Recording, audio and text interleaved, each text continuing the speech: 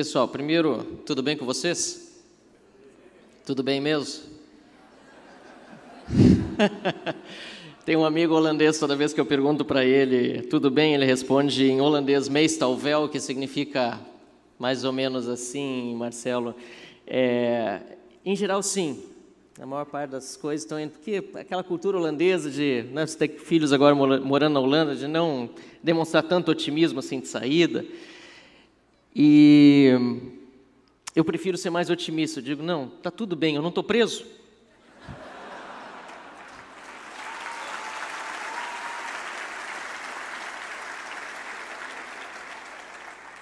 E é muito bom estar aqui no Fórum da Liberdade de novo, e ainda mais compartilhando, Richard, esse painel com, nossa,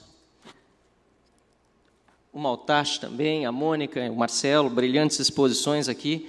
E principalmente é bom estar aqui, Fernanda fez um discurso ontem memorável, porque a gente circula, eu estou há 20 anos agora frequentando o Fórum da Liberdade, há bastante tempo eu sei, os cabelos brancos que começaram a surgir com a posse do Lula, mas tem gente que acha que é diferente. Não negam. É muito bom, Fernando, porque a gente está aqui, a gente conversa com o pessoal, a gente encontra aí o Dr. Jorge, que está aqui na frente, dá para conversar, né? E para não mencionar tantos, mas o Renato Malcom, o William Ling, encontrei os dois ontem à noite também, a gente está aí o Paulo Ebel, o Hélio Beltrão, estou vendo o Sonderman, quem mais? Rodrigo Marinho, Daniel Randon, logo aqui. Tantos ex-presidentes, o Michael Schallenberger, o Ricardo Gomes, vice-prefeito de Porto Alegre.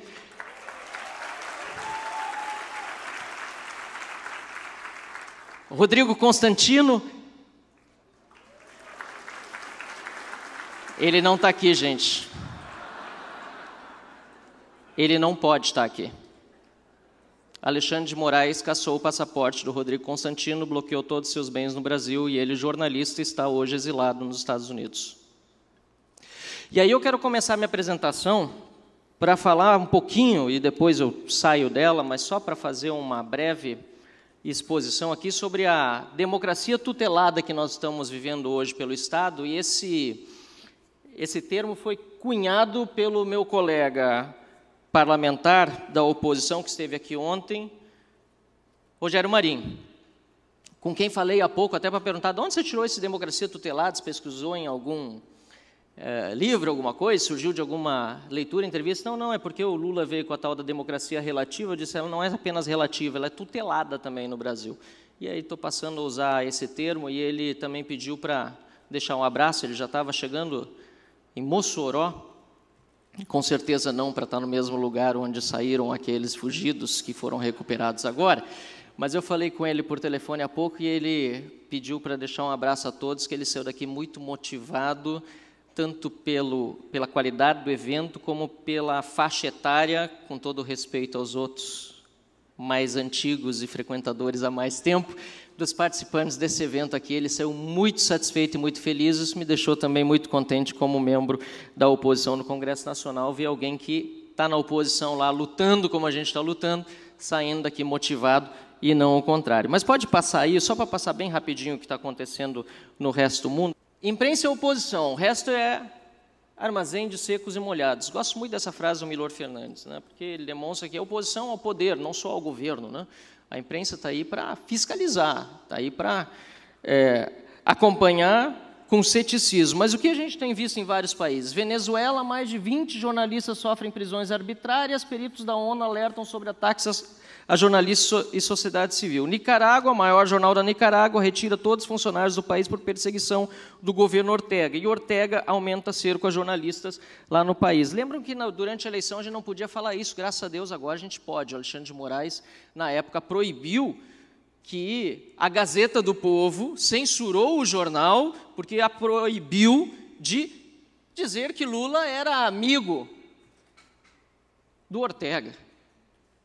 Veja só que absurdo, não podia, qual que é a palavra que não pode usar? Denegrir, na verdade, se falar difamar o candidato Lula, sua santidade. Mas está ali ele, ó, com seus amigos também, o ditador cubano, e lá o Human Rights Watch, não é novidade para ninguém, denuncia a perseguição de Cuba contra artistas e jornalistas. Quem diria, também na Rússia, né, o tribunal russo tornou ilegal o sindicato de jornalistas do país e os dados do Observatório da Democracia mostram piora da liberdade da imprensa na Rússia. Mas e o Brasil? Como nós estamos com a nossa desordem atual e os retrocessos que estamos vivendo? É importante lembrar da linha do tempo. Nós começamos justamente com o ataque à imprensa. Essa situação da criação do inquérito das fake news, o inquérito em si é fake, foi chamado pelo ministro Marco Aurélio Mello inicialmente de inquérito do fim do mundo, porque nele supostamente caberia tudo. Hoje, acho que ele mesmo concordaria, na verdade é do fim do mundo, porque a gente não sabe quando vai acabar, né? Começou com a censura da revista Cruzoé. Depois, em 2021, claro que houve muitas coisas no meio do caminho, seria expletivo falar demais aqui, a prisão do Daniel Silveira por crime de opinião. O Telegram, vocês lembram disso? Em março de 2022, foi derrubado no Brasil. Houve bloqueio de contas e redes sociais de empresários e bloqueio em redes sociais de parlamentares, ferindo de morte, sim, de morte, a imunidade parlamentar e o nosso direito como deputados federais que somos, aqueles que foram bloqueados ou censurados, de nos manifestarmos. E conseguimos derrotar a votação da urgência do PL da censura em 2023, não apreciando-a, mas pelo movimento popular evitando que fosse ao plenário, mas hoje, lamentavelmente, vemos que o próprio TSE está fazendo essa regulação, ou a fará, porque decidiu fazê-la por regulação, Hélio Beltrão. Olha só os tempos que nós vivemos.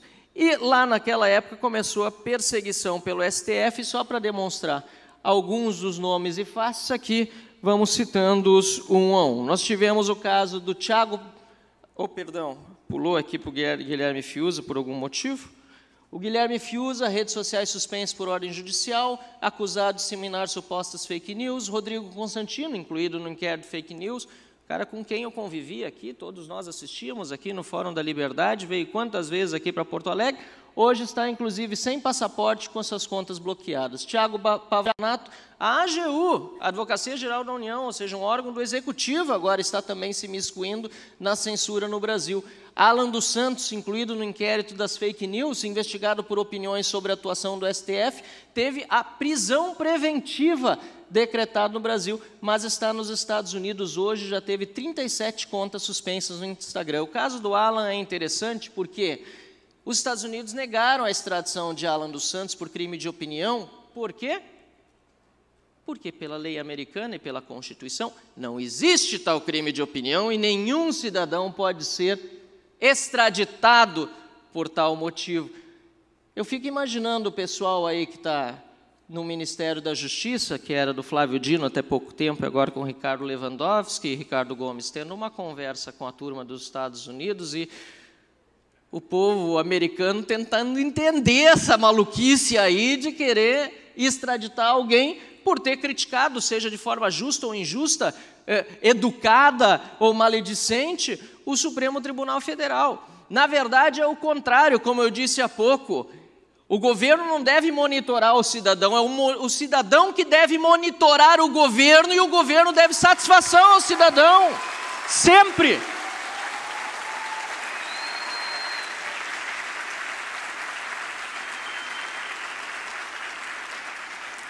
E essa é a verdadeira ordem das coisas, mas o que nós estamos vendo aqui é mais um jornalista como Paulo Figueiredo, que também não pode sair lá dos Estados Unidos, com quem me encontrei recentemente, Caco, em Washington, quando falamos sobre a situação diante do Capitólio da Câmara dos Deputados dos Estados Unidos. Temos ainda o caso do jornalista português, que foi barrado aqui na entrada no Brasil, depois liberado, que teve que responder sobre vacina, sobre STF, sobre coisas que você não deve satisfação à Polícia Federal. Muito antes, pelo contrário. Trabalhando como jornalista, ainda perguntaram se tinha, Marcelo, visto de trabalho para entrar no Brasil. E, por fim, nós temos as prisões de jornalistas presos aqui por Alexandre de Moraes, um deles por supostamente ter provocado o povo e outro sabe-se lá por quê, Oswaldo Estáquio e Jackson Rangel. Para finalizar essa parte da imprensa, nós temos a questão do Monark, que hoje também está vivendo fora do país, está nos Estados Unidos, e as redes sociais mesmo consideraram a decisão de Moraes como censura de conteúdo lícito, e o caso da Jovem Pan.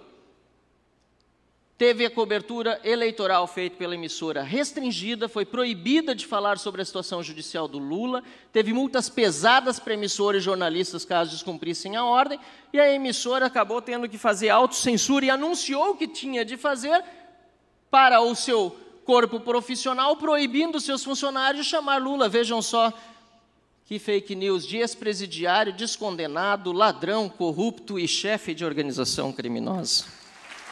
Passa o vídeo aí.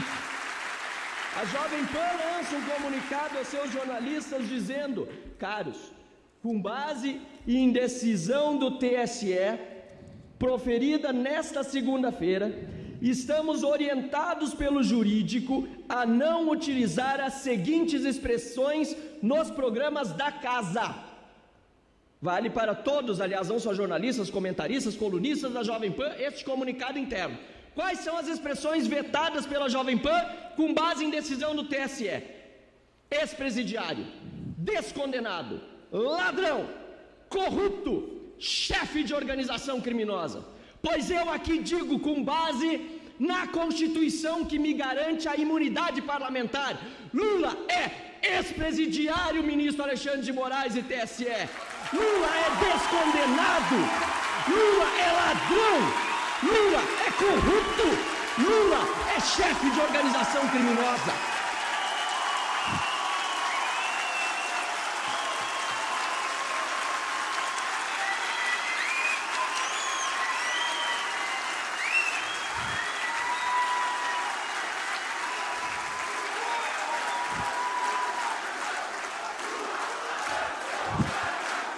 Boa!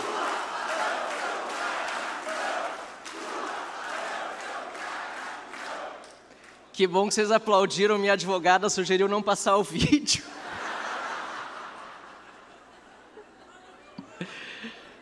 Pessoal, as grandes perguntas que nós precisamos fazer sobre essa situação que nós vivemos no Brasil, passado esse lindo momento de euforia, e referindo-nos a esse poder da mordaça, e quero mais uma vez fazer menção aqui ao Michael Schellenberg, não sei se ele está aqui, Michael está aqui? Não? Não? Ele deve estar fazendo um talk show aí fora que ele está fazendo antes. Mas ele merece, junto com Eli Vieira Júnior, está aqui? Não? Está onde ele levantou lá? Vocês merecem, junto com Davi Agap, a maior salva de palmas por estar fazendo o trabalho. Fica de pé, é isso aí.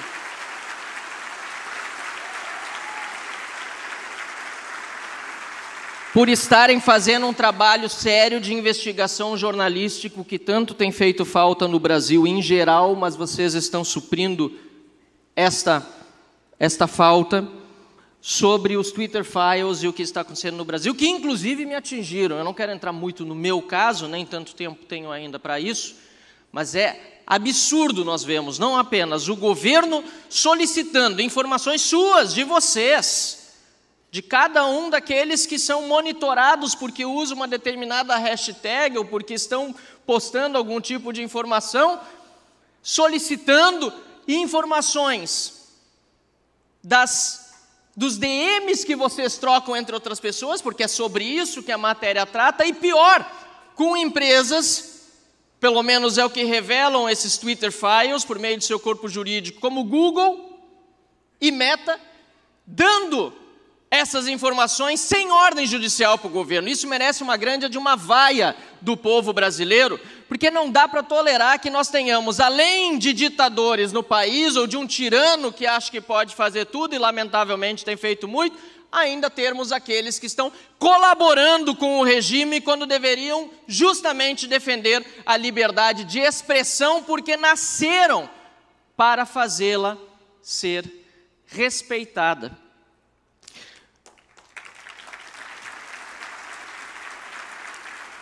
E as três perguntas que nós precisamos fazer a nós mesmos nesse momento é: o que é esse poder da mordaça? Para que serve esse poder da mordaça?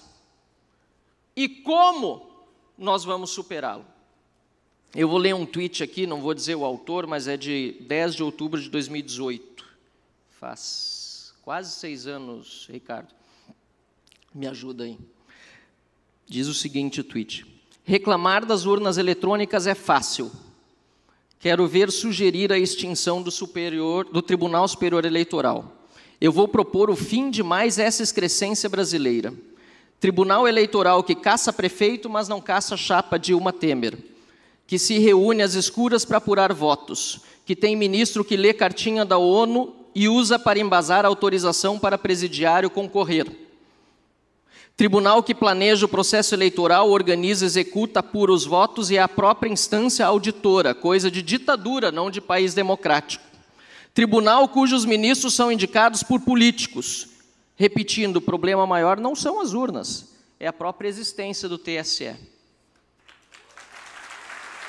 Eu quero fazer uma pergunta, Ricardo. Dá para fazer esse tweet hoje de novo? O autor é Marcel Van Hatten.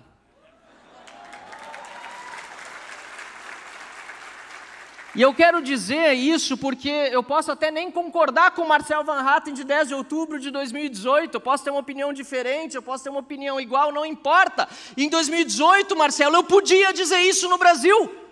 Hoje, desculpa, mas se você aplaudiu, sinto muito.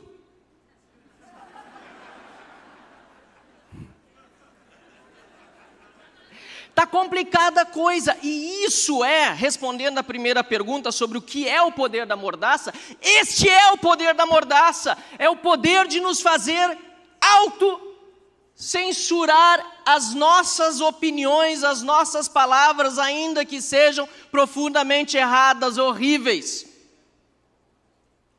Como disse ontem Fernando Schiller, que ele é a favor de que até as ideias erradas, aliás, essa essência da liberdade de expressão, possam ser divulgadas para conhecê-las, eu digo que até mais do que aquilo que ele disse, eu quero saber quais são para combatê-las olho no discurso e com a verdade, e não ser surpreendido sorrateiramente por alguém que pensa um absurdo e implementa sem anunciar.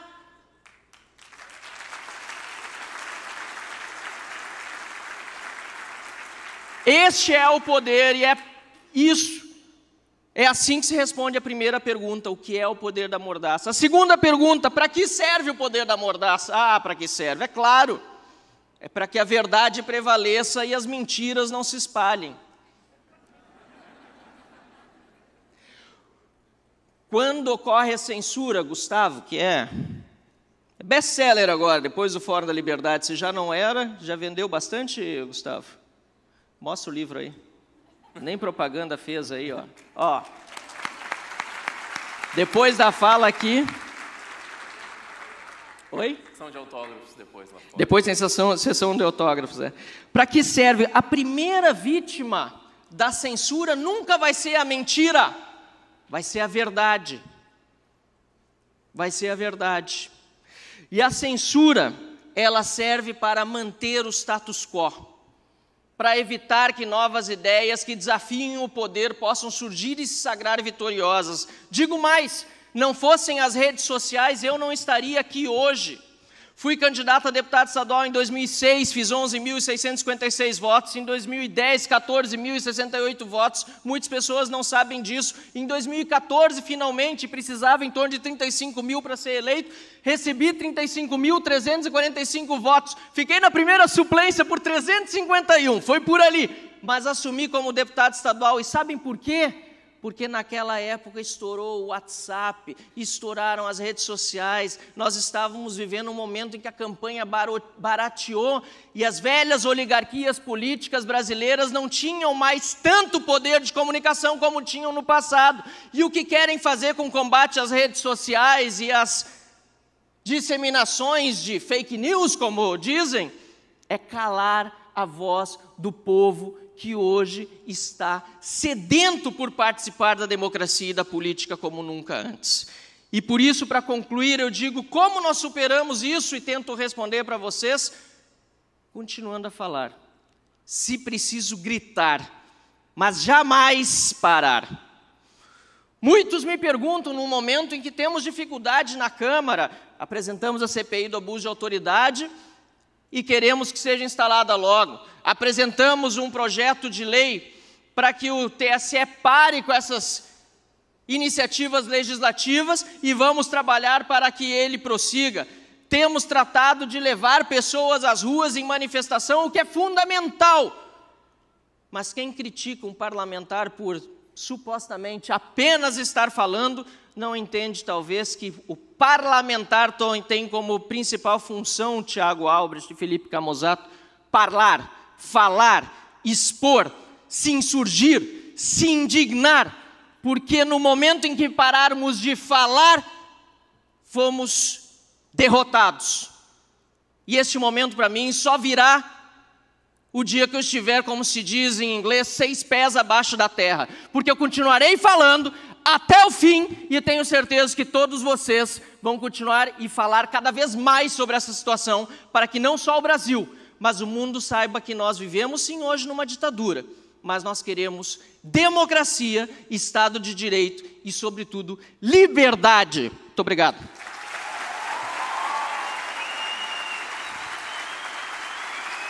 Obrigado, Marcelo.